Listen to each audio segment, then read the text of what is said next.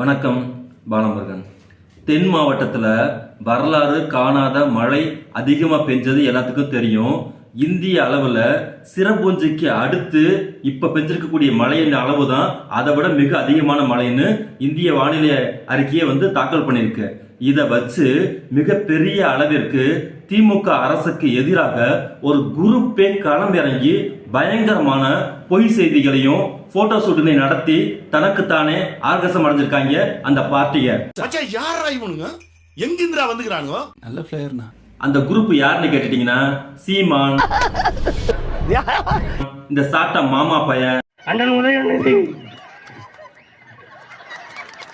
அண்ணாமலை.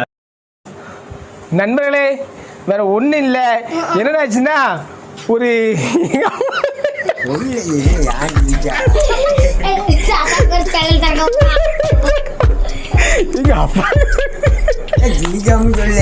இந்த சவுக்கு சங்கர்,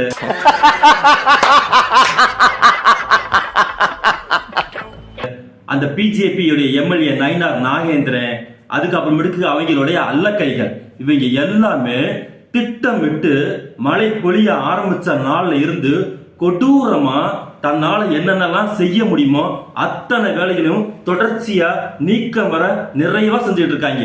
இதுல இவங்களுக்கு வாய்க்கு நல்லா அவள் கிடைச்ச மாதிரி மாரி செல்வராஜும் உதயநிதியும் ஒரு இடத்துல ஒன்னா சந்திச்சிருக்காங்க. உடனே தாம் தும் தம்பட்டம்னு சொல்லி ஆடாளுக்கு ஆடி குமிச்சிருக்காங்க இந்த அல்லக்கை நாதாரி பசங்க. ஏண்டா நாதாரிகளா, மாரி செல்வராஜும் உதயநிதியும் சந்திக்கவே கூடாதடா. மாரி செல்வராஜோடைய ஊரு அவருடைய தென் மாவட்டம். அவருடைய வீட்டுக்குள்ள தண்ணி பூந்துச்சுன்னா யார் வீட்டுக்குள்ள போவாங்க? உங்களை மாதிரி பக்கத்து வீட்டுக்குள்ள போவாங்களா? அவன் வீட்டுக்கு ஒரு ஆபத்துனா ஓடி ஓடி வருவா. அப்படி அந்த நேரத்துல உதயநிதி இருந்திருக்கா. அப்படி இந்த மாதிரி எல்லாம் ப்ராப்ளம் வந்திருக்குங்கன்னு சொல்லி அங்க இருக்கக்கூடிய கள ஆய்வை மேற்கொண்டிருக்காங்க. இதுல உங்களுக்கு எந்த இடத்துல குத்துன்னு குத்தி இருக்கு? இந்த சாட்டா மாமா பைய ஒரு மோசமான பொய் செய்திகளை தொடர்ச்சியா பரப்பிட்டு இருக்கான். ஏற்கனவே 2 பொய் செய்திகளை பரப்பி தான் அவன் ஜெயிலுக்கு போயிட்டு வெளியில வந்தான். அங்க போயிட்டு இனிமே பொய் செய்திகளை பரப்ப மாட்டேன் அப்படின்னு சொல்லி எழுதி கொடுத்ததுக்கு பிறகு வெளியில வந்துட்டு மறுபடியும் ஒரு பொய் செய்தியை பரப்பினால மறுபடியும் வெயில கேன்சல் பண்ணி உள்ளத்துக்கு போட்டு நல்லா ரிவிட் அடிச்சதுக்கு பிறகு மறுபடியும் அழுத ஆர்ப்பாட்டம் பண்ணி மறுபடியும் லெட்டர் எழுதி கொடுத்துமே நான் பொய் செய்தியை பரப்ப மாட்டேன்னு சொல்லி வெளியில வந்துட்டு மறுபடியும் பொய் செய்தியை பரப்புவதே தனது பொழப்பா வச்சிட்டு இருக்கக்கூடிய இந்த சாட்டா மாமா பயலுக்கு குச்சமே இல்ல. பொய் செய்தியை பரப்பக்கூடிய போபியா இருக்குங்கிறது அது எல்லாருக்கும் தெரிஞ்சு போச்சு. இந்த மாதிரி ஆளுகள் எல்லாம் வெளியில இந்த நேரத்தில் விடக்கூடாதுக்கு காரணம் என்னன்னு கேட்டீங்கன்னா, பதட்டமான சூழ்நிலையில மேலும் மேலும் பதட்டமான பொய் செய்திகளை பரப்புனா சமூகம் எந்த அளவுக்கு பதட்டமான நிலைமைக்கு உங்களுக்கு தள்ளப்படுங்கிற காரணத்தை இவனுடைய ட்வீட்ல இருந்தே நம்ம தெரிஞ்சுக்கலாம். இந்த நெல்லையில இருக்கக்கூடிய இந்த மலையில 14 பேர் செத்து போயிட்டாங்கன்னு சொல்லி ஒரு சாதாரணமா ஒரு அதிகாரப்பூர்வமான செய்தியா 14 பேர் செத்து போயிட்டாங்கன்னு சொன்னா அந்த செய்தியை யார் அறிவிக்கணும்? அங்க இருக்கக்கூடிய கலெக்டர்ஸ் தான் அறிவிக்கணும். இவன் பாட்டுல 14 பேர் செத்து போயிட்டாங்க, 84 பேர் செத்து போயிட்டாங்கன்னு சொன்னா இது ஒரு சாதாரண செய்தியை நம்ம கடந்து போகவே முடியாது. இது இல்லாம ஒரு வீடு தரை மட்டமா அடிச்சுக்கிட்டு போயிருச்சு, அந்த வீட்டுல இருந்தவங்களோட கெதிகள்லாம் என்ன ஆச்சுன்னு தெரியல அப்படின்னு சொல்லி இன்னொரு ட்வீட்டை போடுறான். அப்போ மாத்தி மாத்தி மாத்தி இந்த மழை வெள்ளத்தை வச்சு இவனுங்க அரசுக்கு எதிராக மிகப்பெரிய கொடூரமான ஒரு வேலையை கங்கணம் கட்டிட்டு செய்யக்கூடிய வேலையை இதுல இருந்து நம்ம பாக்குறோம்.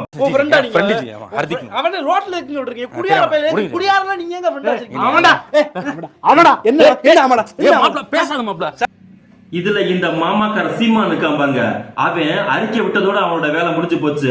நல்லா அறிக்கை விட்டுட்டு மிகப்பெரிய அளவிற்கு மின் கம்பங்கள் சாய்ஞ்சிருச்சு, மயிர புடிங்கிருச்சு.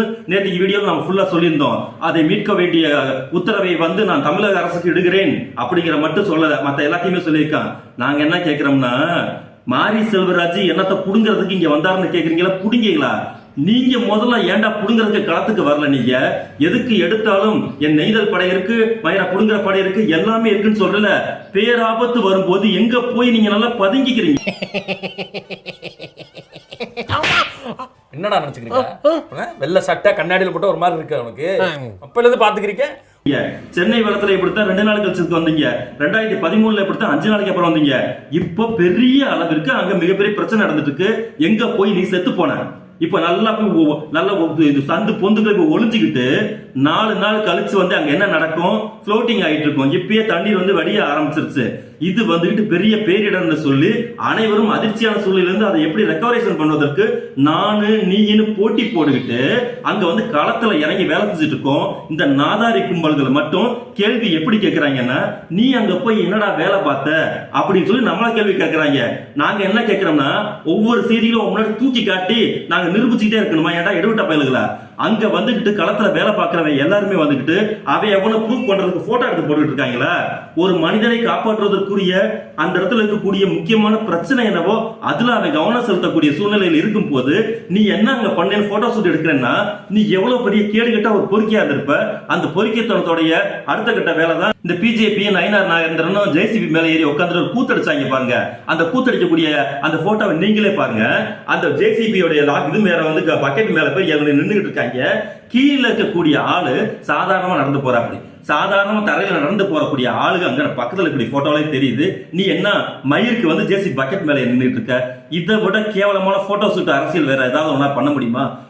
ஆரம்பத்திலிருந்து இந்த பிஜேபி, ஆர்எஸ்எஸ், என்டிகே இந்த கும்பலுக்கு முதல் வேலை என்னன்னு கேட்டீங்கன்னா பொய் செய்திகளை பரப்புறது, போட்டோ ஷூட் அரசியல் நடத்துறது. அங்க வந்துட்டு நிவாரண பொருள் கொடுக்க போனதுக்கு இவன் பண்ண யோக்கியது என்னங்கிறத நம்ம பார்த்தோம். இந்த முடுக்கான பொருளை கொடுத்துட்டு எனக்கு ஓட்டு போடு சொல்லி செருப்பாலே நல்லா வாங்கி கட்டின. உனக்கு கொஞ்சம் கூட வெக்கம், மான, சூடு சொன்ன எதுவுமே கிடையாது. அதனால அங்க வந்துட்டு அவ ஒருத்தர் பொருள் கொடுத்தாங்கன்னா அந்த பொருளை வாங்கினீங்கன்னா சந்தோஷம், அவர் நல்லா இருக்குன்னு தான் சொல்லுவாங்க. அதை வந்து போய் திமுகவுக்கு எதிராக நீ அங்க திரும்பிக்கிட்டு இருந்த. இப்போ இங்க பிரச்சனை நடந்துட்டு நீ ஆளை காணா. 4 நாள் கழிச்சு ஒரு போட்டுல நடந்து போகக்கூடிய சூழ்நிலை இருந்தால் நீ போட்ல வந்துக்கிட்டு 3 கேமராவை கூட்டிட்டு வந்து 3 போட்ல நிக்க வச்சுக்கிட்டு திரும்பி வந்துட்டு என்ன பண்ணுவ?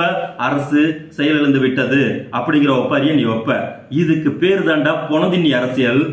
குறைந்தபட்சம் மக்களின் மீது குறைந்தபட்சம் அக்கறையோடு இருக்கிறவன் தான் அரசியலுக்கு வரணும். ஆனா அத்தனையுமே அள்ளி சுருட்டி இந்த முதலையும் டைனோசரும் தன்னோட வாய்க்குல போட்டுக்கிற மாதிரி எல்லாமே எனக்கு தான் அப்படிங்கிற மனநிலை கொண்டவன் அரசியலுக்கு வந்தா அது எவ்வளவு பெரிய ஆபத்து அப்படிங்கிறதுக்கு சீமான் நீ தாண்டா ஒரு மிகப்பெரிய உதாரணம். உனக்கெல்லாம் மானம், சூடு, சொரணை, ஈனம் எதுவுமே கிடையாதா? சோறு தானே திங்கிற. இந்த இடத்துல மாரி செல்வராஜ கார்னர் பண்ற மாதிரி ஒரு குரூப் வந்துட்டு இந்த எல்லா கேள்வியிலையும் முன் வைக்கிறாங்க. சவுக்கு என்ன கேட்கிறான்னா, இந்த இடத்துல மழை வெள்ளத்துல மாரி செல்வராஜுக்கு என்ன வேலை அப்படின்னு. நாம என்ன சொல்றோம், மாரி செல்வராஜுக்கு வீடு அங்க இருக்குது, அங்க போறாரு. நாங்க என்ன கேட்கிறோம்னா, மாரி செல்வராஜ் ஒரு திரைப்பட இயக்குனர். அவர் மீது குத்தப்பட்டிருக்கக்கூடிய முத்திரை என்னன்னு கேட்டீங்கன்னா, ஒடுக்கப்பட்ட சமூகத்தில் இருந்து வந்தவங்க ஒடுக்கப்பட்ட சமூகத்தின் வழிகளை படமாக மாற்றுறாங்க. படமாக மாற்றுவதன் மூலமாக இவனுக்கு என்ன சொல்றானுங்க, பணமாக மாற்றுகிறார்கள். ஜாதியையும் ஒடுக்கப்பட்ட சமூகத்தில் படக்கூடிய வழிகளை அந்த சமூகத்திலிருந்து வந்திருக்கக்கூடிய கலைஞர்கள் அந்த மக்களுக்காக போராடாமல் அதை பணமாக மாற்றிக்கொண்டு மிகப்பெரிய அளவுக்கு வளமான வாழ்க்கையை வாழ்ந்து கொண்டிருக்கிறார்னு நீ குற்றம் சொல்றல. தமிழ்நாட்டுல, இந்தியால இங்க இருக்கக்கூடிய அனைத்து பார்ப்பன பண்டார பரதேசிகளுக்கு அவங்க அத்தனை பேருடைய கேரக்டர் என்னன்னு கேட்டீங்கன்னா, கடந்த 100 ஆண்டு காலமாக சினிமாவை உங்களுடைய பார்ப்பன கூடாரங்கள் அனைத்துமே கைப்பற்றி வச்சுக்கிட்டு, அந்த சினிமா மட்டும் இல்ல ஒட்டுமொத்த அதிகாரத்தோடைய எல்லாத்தையும் கைப்பற்றி வச்சுக்கிட்டு நீங்க உட்கார்ந்து குசு விட்டா கூட அதுக்கு ஒரு விருதை கொடுத்துக்கிட்டு அங்க உட்கார்ந்துகிட்டு இருக்கக்கூடிய அனைத்து செயல்பாடுகளுக்கும் முழுமையான அங்கீகாரத்தை நீங்க கொடுத்துட்டு இருக்கும் போது உங்களுக்கு வலிக்கல, உங்களுக்கு உங்க சூழல எரியல. ஒரு மாரி செல்வராஜ்னு கடைந்தெடுக்கப்பட்ட ஒரு ஒடுக்கப்பட்ட சமூகத்துல இருந்து ஒருத்தர் வெளியில வந்து ஒரு படத்தை எடுத்து அந்த படம் மக்கள்கிட்ட புரியுற அளவுக்கு போய் சேர்ந்துச்சுன்னா உங்களுக்கு எல்லா பக்கம் குத்தும், உங்களுக்கு குறையும். அப்படிப்பட்ட மக்கள் பொதுவெளிக்கு வரக்கூடாது. அப்படிப்பட்ட மக்கள் பொதுவெளிக்கு வந்து மக்கள் பிரச்சனையை அரசோடு சேர்ந்து நிற்பது உங்களுக்கு என்ன சொல்றது, மிகப்பெரிய அளவுக்கு கேடுகட்ட வேலையா தெரியுது. ஏன்னா பார்ப்பான் எப்பவும் மக்கள் பிரச்சனையின் முன்னால் வந்து நிற்க மாட்டான். பார்ப்பான் எப்பவும் மக்களுக்கான சிந்தனைகளுக்கு வரவே மாட்டான். பார்ப்பான் எப்பவும் பேரிடர் காலத்துல ஓடி போய் ஒளிஞ்சுக்குவான். இப்போ மாரி செல்வராஜ் வெளியில வந்து நிக்கவும் பார்ப்பானுக்கு குத்துது. எல்லா பார்ப்பன இயக்குநர்களும் மிகப்பெரிய அளவுக்கு இருக்கக்கூடிய ஸ்டார் வேல்யூல இருக்கக்கூடிய நடிகர்களும் இந்த இடத்துல வந்து களமே இறங்காம கமுக்கமா வாயி சூத்து எல்லாத்தையும் பொத்திக்கிட்டு இருக்கும் போது இந்த ஆள் சும்மா இருக்க மாட்டாம வெளியில போய் திரை உலகத்தில் இருக்கக்கூடிய ஸ்டார் நட்சத்திரங்கள் எல்லாத்தையுமே காட்டி கொடுக்கக்கூடிய வேலையை தான் செய்யறானே அப்படிங்கிற எரிச்சல். அந்த எரிச்சலின் வெளிப்பாடு தான் உதயநிதி கூட போய் மாரி செல்வரை சேரலாமா? ஏன் உதயநிதி கூட போய் மாரி செல்வர் சேரக்கூடாதா? நீ எங்கெங்கெல்லாம் போய் சேர்றீங்க? உங்க சேருவார் புத்தி எங்கெங்கெல்லாம் இருக்கு? ஒரு நாதாரி பயணி நான் தமிழ் தேசியத்தை நான் கட்டமைக்க போறேன்னு பிஜேபி போய் சேர்ந்துக்கிட்டு எச்ச பொறுக்கிக்கிட்டு இருக்க மிகப்பெரிய பத்திரிகையாளர் அப்படி இப்படி சொல்லிட்டு இருக்கக்கூடிய நடுநிலைமையை பேசிட்டு இருக்கக்கூடிய மணி அவர்கள் போய் RSS போய் ஜாயின் பண்ணிட்டு இருக்கீங்க. உங்க ஜாயிண்ட் அடிக்கக்கூடிய வேலைகளை வெளியில சொன்னோம்னா வாய் வழியா சிரிக்க முடியாத அளவுக்கு அயோக்கியத்தனம் இருக்கும் போது ஒரு மாரி செல்வராஜ் ஒரு அரசு கவர்மெண்ட் நடப்புல இருக்கக்கூடிய கவர்மெண்ட் மீட்பு பணிகளை துரிதமா நடக்குதான்னு சொல்லி களம் இறங்கிட்டு இருக்கக்கூடிய ஒரு ஆளோட வந்து நின்று அத களத்துல இருந்து செயல்படுது உங்களுக்கு குத்தமா தெரியுது. ஆகவே மாரி செல்வராஜ் அவர்களே, உங்கள் மீது எங்களுக்கு தனிப்பட்ட முறையில் சினிமா விமர்சனத்துல 1000 இருக்கலாம். ஆனா இன்னைக்கு நீங்க பண்ணிருக்கக்கூடிய காரியம் வந்து மிக சரியானது. ஆகையால் நீங்க அடுத்தடுத்து எங்கெங்கெல்லாம் பேரிடர் நடக்குதோ, எங்கெங்கெல்லாம் மக்களுக்கான பிரச்சனை நடக்குதோ அங்க முன்னாடி வந்து நில்லுங்க. நீங்கள் நிற்பதின் மூலமாக உங்களுக்கு பின்னால் இருக்கக்கூடிய சினிமாவுடைய அதிகாரத்தில் இருக்கக்கூடிய பார்ப்பன பெருச்சாளிகள் எப்படி மறைஞ்சு வாழ்ந்துட்டு இருக்காங்கிற ஒரு விஷயத்தை நீங்க தேர்வுக்கு அம்பலப்படுத்துறீங்க.